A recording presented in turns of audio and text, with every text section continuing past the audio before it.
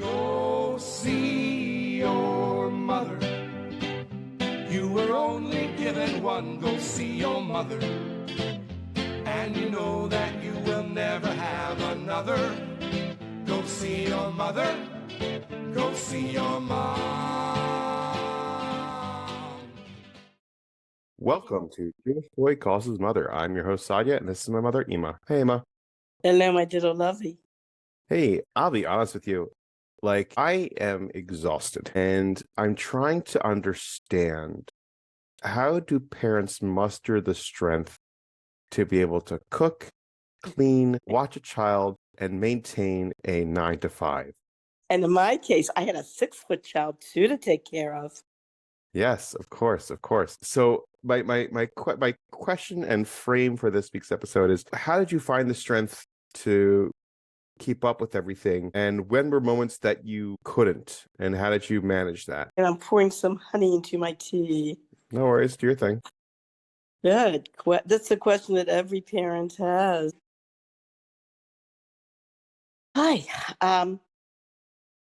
Did somebody ask the Friedrich Rebbe a question like that about how he accomplished so much? I mean, he came to this country. He was really a pioneer in his area.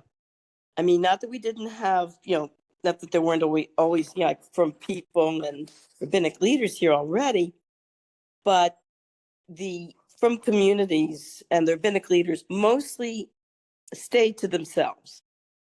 The idea of going out into the approaching non-from Jews and trying to encourage fromkeit in areas of the country where Judaism itself was foreign, not to mention what we call, I think, Torah observant. I like to say Torah observant Judaism. And he said, I handled one thing at a time. And that's what a parent has to do. You have to kind of put on blinders and handle situations in the order of importance as they come up. Number one, the baby's crying. That's number one. Got to kind of ignore everything and see why the baby's crying and handle that. Maybe the baby needs to be fed. Maybe the baby needs to be changed. Baby might have gas. Maybe as they get more towards the age of 2, cutting a tooth. I mean, we have some kids in the daycare where I work that are around 2 years old, like 18 months to 2 years old. And a couple of these kids are drooling very heavily and screaming and screaming and screaming. It seems to be we look at each other. They don't have to be fed. They don't have to be diapered. We say, they're probably cutting teeth. And you try to do what you can to relieve the pain. There are different things out on the market, but sometimes no matter what you do, just does not work. The poor kid is cutting a tooth and he or she is in pain. So it's just like I said, you just handle one thing at a time. As far as trying to get some rest, that's a challenge, a very big challenge for 21st century parents, because the olden days when I was being raised, mommy stayed home. In fact, women who worked outside the house were kind of like looked down on. I'm not kidding. We're kind of criticized for working outside the house. When you're doing working outside the house, you've got kids that need you. Kind of horrible, cold, neglectful parent are you? So women were expected to stay home and basically raise the kids and take care of them. And so without working outside the house, the saying was, well, I worked like a few part-time jobs outside the house, on and off. But it got to the point where I just couldn't do it. And I finally got to the point where I said to your father, that's it, I'm finished. I am staying home with the kids until our youngest is in full-time kindergarten, and then I'll see about getting a job outside the house. I said, so we can, after 1 year, the last year that I worked part-time, and I wasn't working that many hours. I was teaching Hebrew school, but the problem with teaching is you've got lesson planning and paper marking, and you also have meetings to attend and parents to call, and you're really putting in a lot more hours than what you're being paid for. So That year, the last year, I went through 4 babysitters, all of them horrible. And finally, after the 4th babysitter, that's when I told your father, forget it. I said, I'm not doing this till our youngest in kindergarten. And I tell you, I would look at women, at least with me teaching Hebrew school. Okay, so that was in the afternoon. I would leave the house at 3, come back around 6:30 or maybe 7. And I saw mothers who were working 50-hour weeks. One woman, 2, 3 jobs. The babysitters were literally raising her kids. She was barely home because, unfortunately, I don't think her husband was able to work, and she was basically pulling the entire load. And I don't know how these women did it. To stay up all night with a screaming baby, and then to have to punch a clock the next morning in the office and put in a full day and concentrate. And I heard them complain. There were a lot of women at the time who were complaining that they come home from their first job to come home to their second job, cleaning the house, making dinner, cleaning up afterwards, doing laundry, while their husbands came home from their jobs and popped themselves in front of the television, and that was it. Well, it's like in today's modern age, men are pulling more of their weight around the house, and it's becoming more of a standard. And that's where I'm getting exhausted because I'm going ahead and I'm getting home and I'm trying to find the energy to clean. I'm trying to find the energy to cook. I'm trying to find the energy to do all these things, take care of my son, be involved, yada, yada, yada. When I've been up since 5 o'clock in the morning and I've been running around. Literally, I can go ahead and check how many miles I walked today just at work itself. Give me 1 minute. Let me just pull this up. Yeah, 4.9 miles. Wow, keeps you in shape. Good for you. Oh, no, it does keep you in shape. I'm saying like, like walking around. So like there's a physicality to my work besides the constant brain power of thinking about this project and working it through and yada, yada, yada. And like, I'm just exhausted. I just want to collapse on the floor. I just don't want to move. And I'm like, I got to keep on going until it's like his bedtime, which, is like, 7:30 at night. And then I have maybe an hour and a half left to just go ahead and have time for me and Ruthie. And then it's just like, even then it's barely anything. And I'm just seeing like, it's just like, you don't understand the looking forward to retirement. And I understand this idea of just collapsing and just being like, can I just go ahead and just punch out right now? Like I remember speaking to my grandfather, my father's father, and we had this old question that we asked people: if you could be any animal or creature in the world, what would you be? Yeah. He said a goldfish, and I thought it was like, okay, yeah, okay, it's a goldfish. And the older I get, the more I'm understanding just being a goldfish. Your father and I were talking about this. What it was your Aunt Marlene attended. She worked in the public school, and she attended a workshop. And they were talking about, techniques of the psychologists use to delve into, the brain of a person and delve into the mind of a person, into their psyche. And so they asked, what animal would you like to be in the jungle? What animal would you like to be in the zoo? What animal would you like to be domestic? Like, what domestic animal in the house would you like to be? And whatever animal it was an insight into what your goals were, or like how you handle life and what your goals were. Like the animal in the jungle, that's supposed to be the workplace. Animal in the zoo is supposed to be personal interactions with friends outside the family. Domestic animal is supposed to be your relationships, the way you interact with your family at home.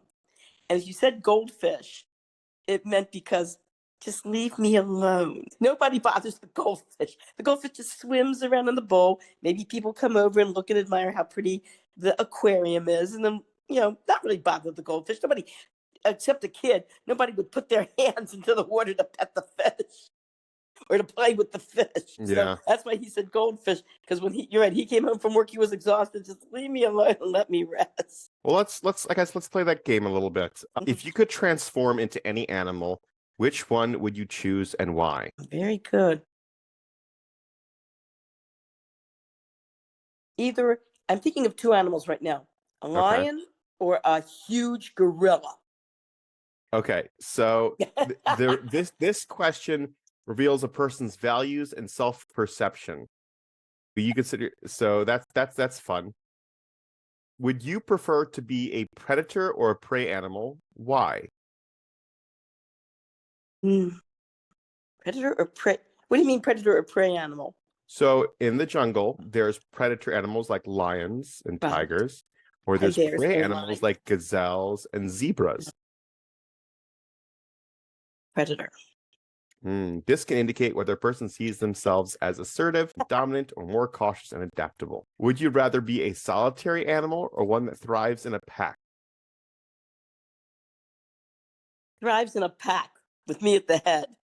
All right, you're extroverted. Interesting. Okay. Do you choose an animal that resembles you physically or one that represents an ideal version of yourself? I hope I don't look like a gorilla. You'll be fine. I guess that's your aspirational identity. Would you pick an animal that is common and well known or something rare and exotic? That's a good question. I would say we're an exotic. Like this one, I saw there was a gorilla that I saw once at Washington Zoo. This is like back in like 70, like 72, 73. And I felt so sorry for this. I mean, this gorilla, it was called the giant ape. It, we've seen gorillas before, but this was like King Kong. I'm not kidding. This monkey had to be, he was tremendous. He had to be at least maybe 2 or 3 stories high. He was the size of a building. And they had him in a cage. They had the poor thing stuffed into this cage. It was just like sitting there and like, I don't know, he was biting his nails or something. It was just so sad. I'm sorry. It was, but I don't know. I came over to the cage and I was going row row like that, and he was biting his nails. He turns down and he looks right at me and goes,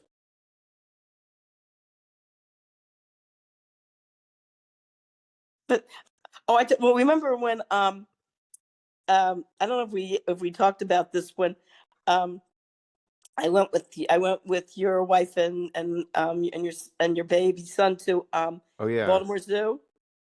And the Baltimore Zoo. No, it was the No, it was Baltimore Zoo oh yes. this past summer. You went to Yes, Baltimore yes, I Zoo, understand. Okay. and they kept the old section of the zoo that I grew up with, that was built in the 1980s.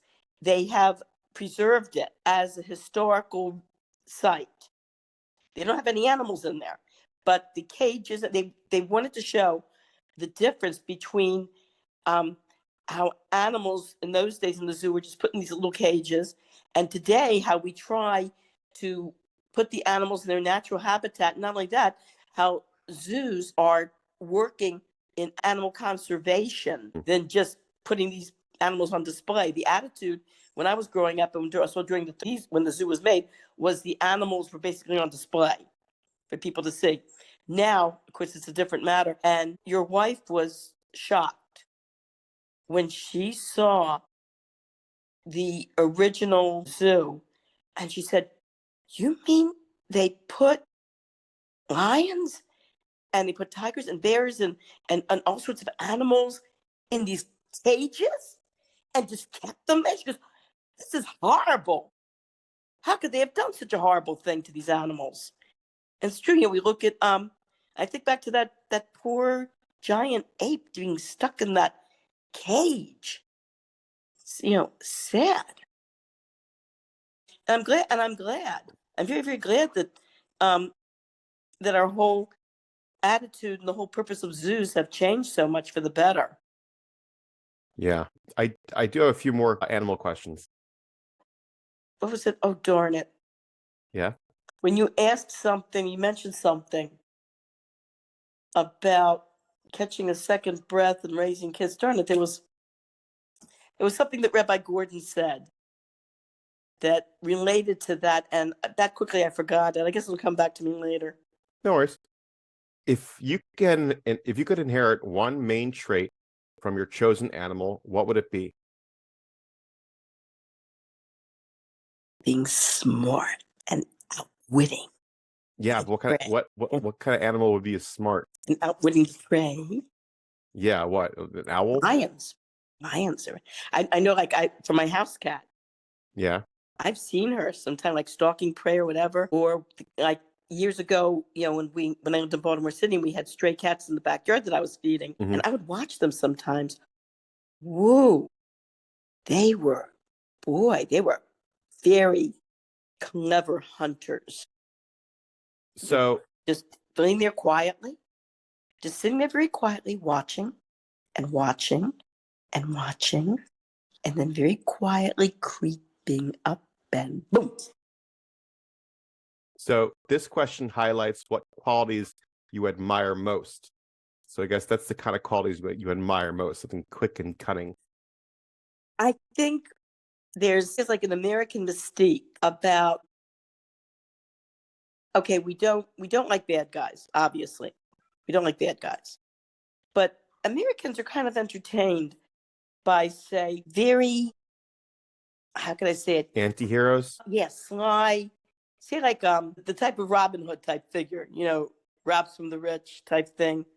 Although what Robin Hood, people don't understand what Robin Hood was doing was that the rich were getting rich by overtaxing and oppressing the poor in the Mhm. area. They weren't getting rich by hard work and dedication. Just by I mean, taxes and yeah, communism. they were basically preying on the poor that couldn't defend themselves.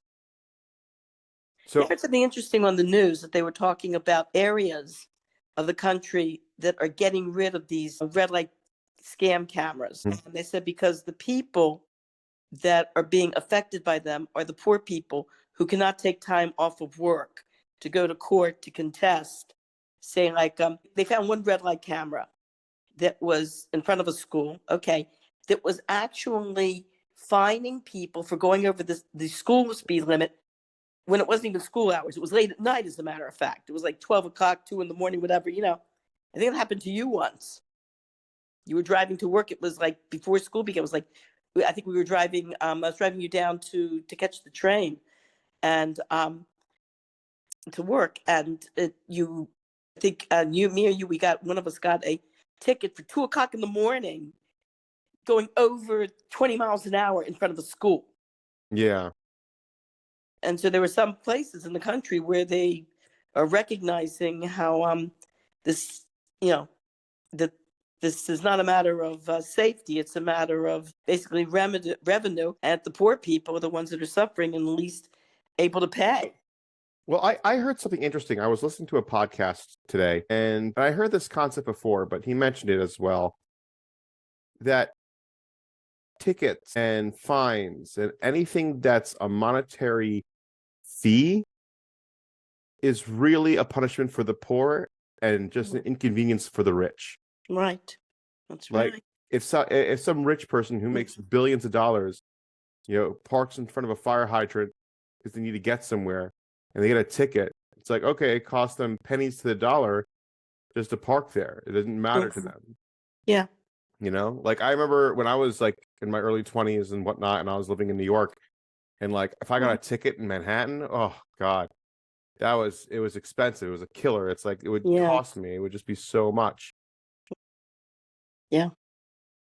And the reason why I'm asking these animal questions is because it explains different personalities. And when you said the one main trait from a chosen animal, it's because it highlights what qualities you admire. And the one before that, where it was be like, if you pick an animal that's common and well known or rare or exotic, it depends on that whether you prefer blending in or standing out. So you like to stand out in society, which I'm not surprised in. It's just whatever. But I have a few other more questions. Do you relate more to land, sea, or air animals? And if so, why? Well, that's a good question. Yeah. Land. Why? I think because they're, it's more stable, the stability. Interesting you say Got that. both feet on the ground. I always liked stability. Maybe that's why I became frum. Because the frum way of life, especially Torah it's time tested. It's survived since the beginning of time. And it's stability. It's funny you say stability because the answer to the explanation of this question is about exploring a personal comfort zone and how you would view relationship with freedom and stability. that you'd rather prefer stability over freedom. Were you always like that, or was that something that you developed and sensed as you got older? I think I developed it, especially as a mother, Mm-hmm. raising a family, raising children. You look for stability for your family. When I was in college or high school, let's put it this way, I would have chosen freedom over stability, for I sure. think I would do the same thing. I think when I was, But, I want to go back there for a while about an incident that we were talking about, like tickets. yeah. It was very, very, something that was very, very strange that happened in Baltimore City. It was election day in November, very general election. I think the mayor at the time was Kurt Schmoke was the mayor. And for some reason, it was really strange. The police were out in full force trying to catch and ticket as many people as possible on all sorts of little things. It was crazy. And I was driving down the street and I see all these cars in front of me. And this policeman signals me to, move to the side to join. All these cars are pulled over. I mean, like a whole block. And he's coming over to each car, and he's coming to each car. Finally, he gets to my car. He says, I'm writing you a ticket for coming to a, what's that called when you... Rolling stop? A rolling stop. And I couldn't have come to a rolling stop. I was stuck at the stop sign. There were all these cars in front of me. I had to stop. And I was very upset. I didn't have money to throw around. And I just started crying. I said, officer, please. You can see, I said, I don't have money to throw away on a ticket. And really, we weren't doing well financially. It was, when you've got to pay a stupid fine like that. And so he felt a little bad. He says, listen, ma'am, if you want, you can go to court. You can contest it. And I went to court, and there were all these people there. They were telling the same story, that he was just giving everybody tickets. Just pulling people aside and giving tickets for all sorts of stupid, made-up reasons. Of course, the judge reduced, either let people off or very, very much reduced their fine. But there were other women who told me that it was very strange, like they were driving their kids to school, and a lot of these women got pulled over by policemen who said that they were checking to see if all the kids in the carpool had their seatbelts on. And this policeman actually opened up her door, looked into his car, checked every single kid to make sure all the kids had seatbelts on. And there were a lot of women who had this, that were being pulled aside or given tickets for not coming to a rolling stop, which they know wasn't true. And it was just a very, very strange situation. What do you think it might have been? I don't know. I can't figure out if it was the Democrats of the city trying to intimidate the population. Oh, voter intimidation is what you're saying? Yeah. Or if it was that the city was running on a deficit and they told the policemen, we really need to collect a lot of money, give everybody tickets today. Was it one policeman, or was it one policeman, or was it multiple? Multiple, all over the city. Oh, I heard this from a lot of people that day in Baltimore City, that a lot of people were getting stopped. It was election day? Yes, it was election day. Interesting.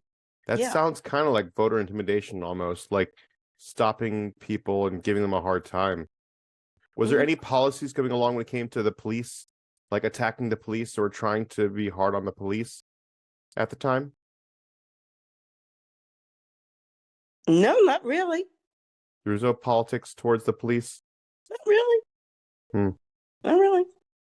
Yeah, no, it's funny. It was very strange.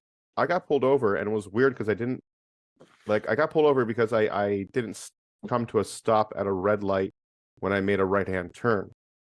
And I don't remember doing that. And then the officer pulled me over, and I have this it's not a trick, it's basic courtesy. But whenever the cop pulls you over, you immediately pull over. Yeah. You lower the window, cut the engine, cut the music, everything, put your hands on the steering wheel, and just wait. And I do that every time. But they smart. It's very smart. but they basically like he said like, oh yeah, you did a right hand turn, no stopping at like some street. I'm like, sorry to bother you. I do live here, but I don't recognize that street. And he's like, oh, it's such and such place. I'm like, okay. Like I have I got a feeling like something's going on. So luckily he gave me a warning, but it was just kind of weird because it was just like, I don't know what you're talking about. That I don't remember going down those streets or even going through anything else. It was very odd. Yeah. Did you ever have any problems like that when it came to like police officers when you were a teenager or a young adult? Thank God I was very lucky. I never no, as a matter of fact, no, thank God. The only I was a very careful driver. Oh, I know God. that. Yeah.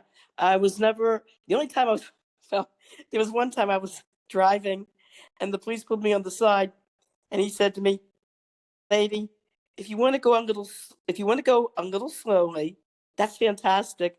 He says, "But not in the speed lane." Yeah, I mean that happened. Well, it didn't happen to me. I was He gave me a driving. warning for going too slow.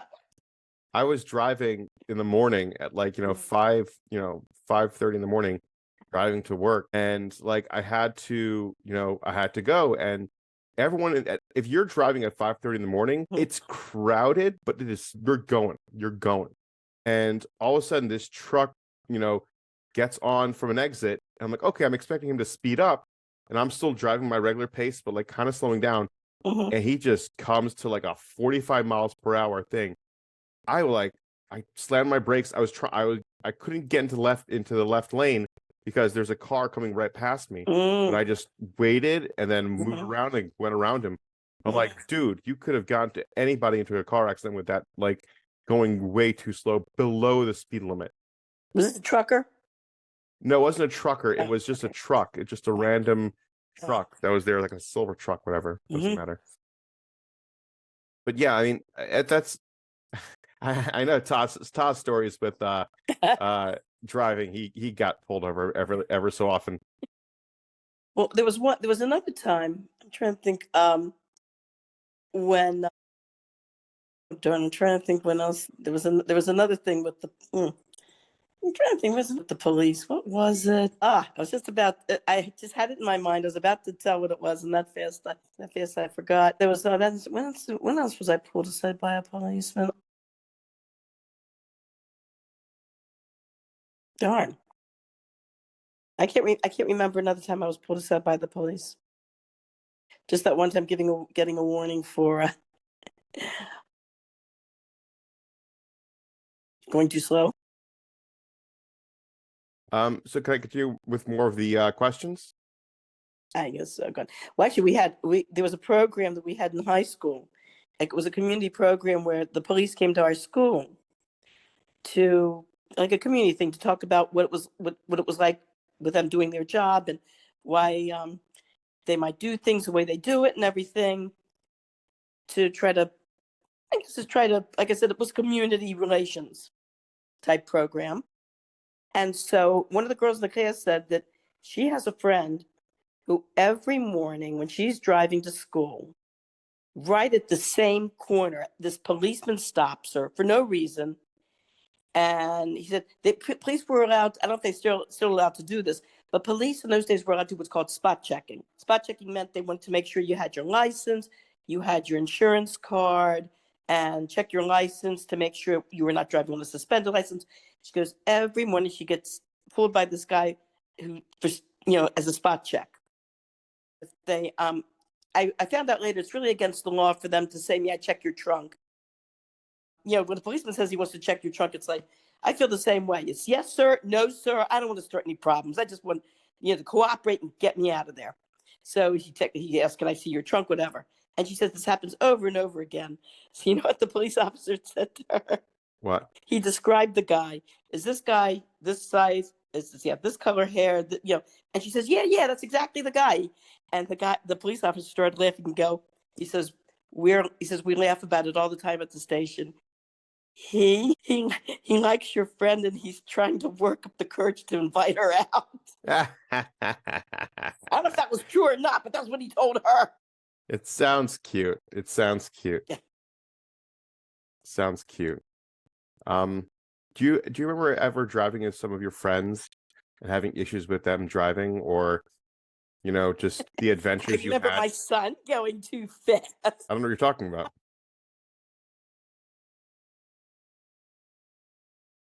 Can you please elaborate?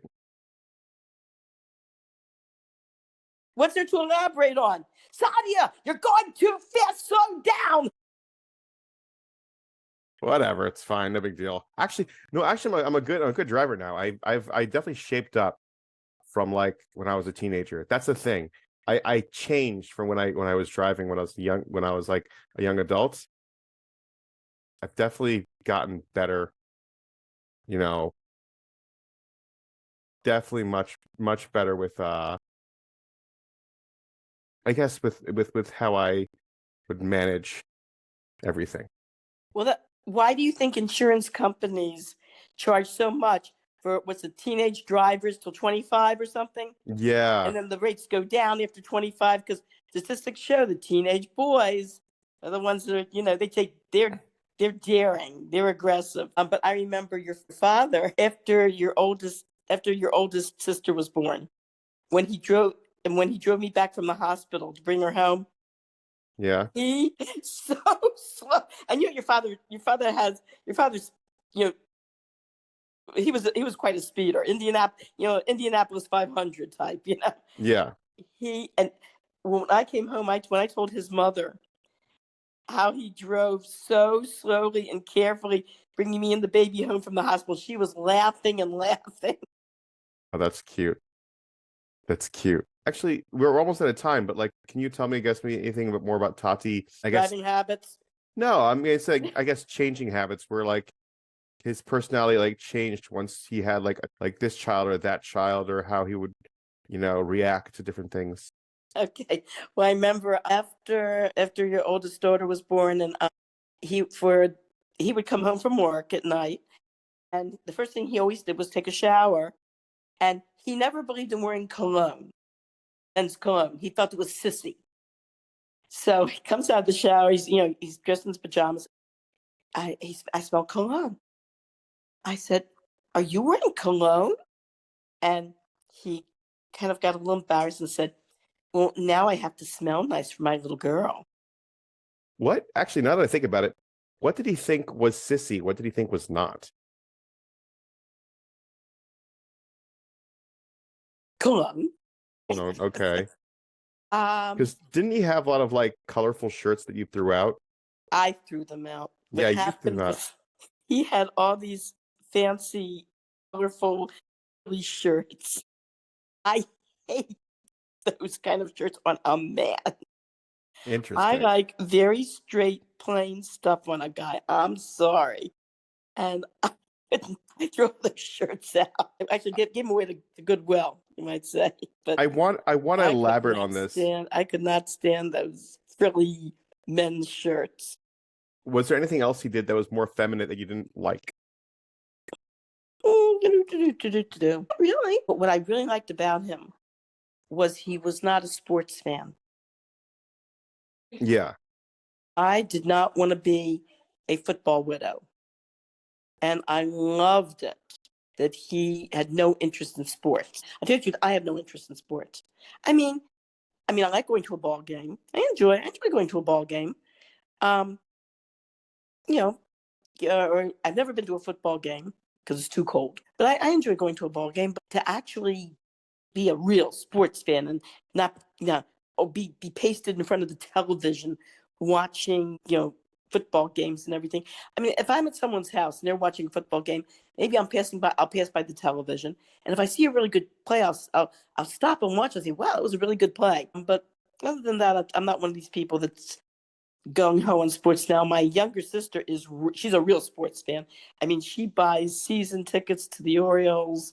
She, if there's a televised ball game on television, or football game or baseball game, don't bother calling her. She will not answer the phone. She is pasted in front of that television.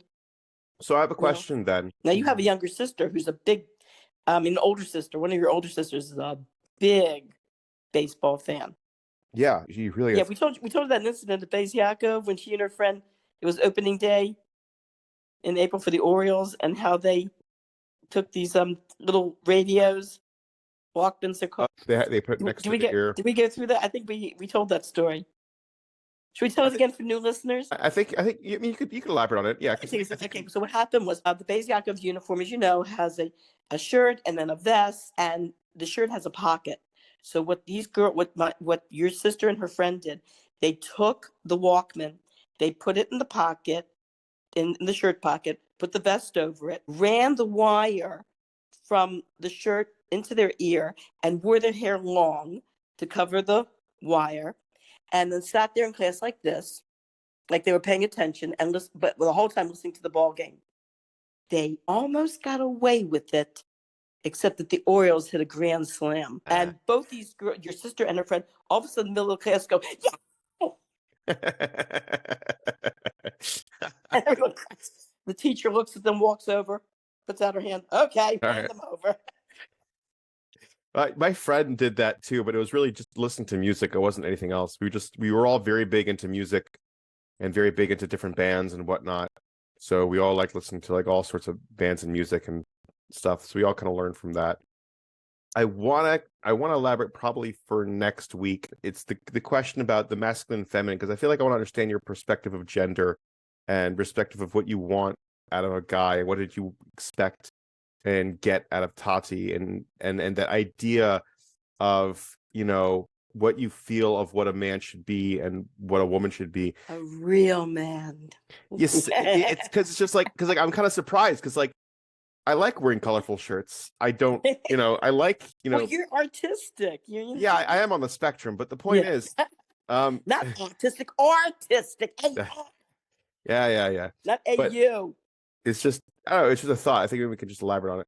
All right, I'll talk to you later, Emma. Have a good Shabbos. Have a great Shabbos. Bye-bye. All right, bye-bye.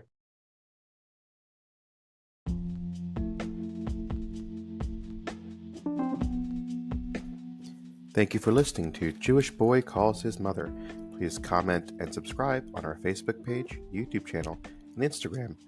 I would greatly appreciate it, and my mother would too.